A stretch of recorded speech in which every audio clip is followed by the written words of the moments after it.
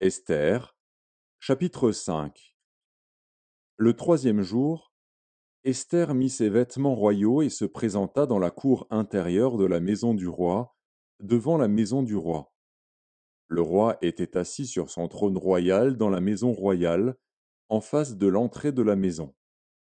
Lorsque le roi vit la reine Esther debout dans la cour, elle trouva grâce à ses yeux, et le roi tendit à Esther le sceptre d'or qu'il tenait à la main.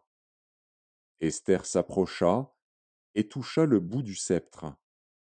Le roi lui dit: Qu'as-tu, reine Esther, et que demandes-tu? Quand ce serait la moitié du royaume, elle te serait donnée.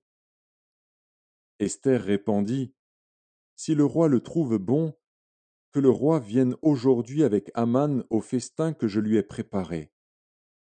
Et le roi dit: Allez tout de suite chercher Aman, comme le désire Esther. Le roi se rendit avec Aman au festin qu'avait préparé Esther. Et pendant qu'on buvait le vin, le roi dit à Esther: Quelle est ta demande? Elle te sera accordée. Que désires-tu? Quand ce serait la moitié du royaume, tu l'obtiendras. Esther répondit: Voici ce que je demande et ce que je désire.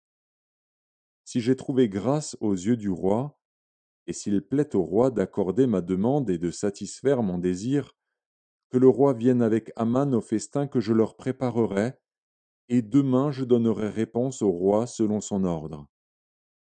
Aman sortit ce jour-là, joyeux et le cœur content.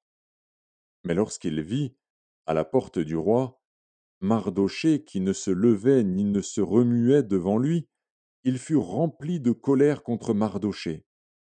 Il sut néanmoins se contenir, et il alla chez lui. Puis il envoya chercher ses amis et Zeresh, sa femme.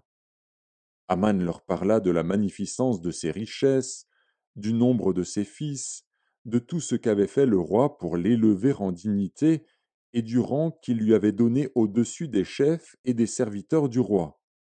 Et il ajouta: Je suis même le seul que la reine Esther ait admis avec le roi au festin qu'elle a fait, et je suis encore invité pour demain chez elle avec le roi.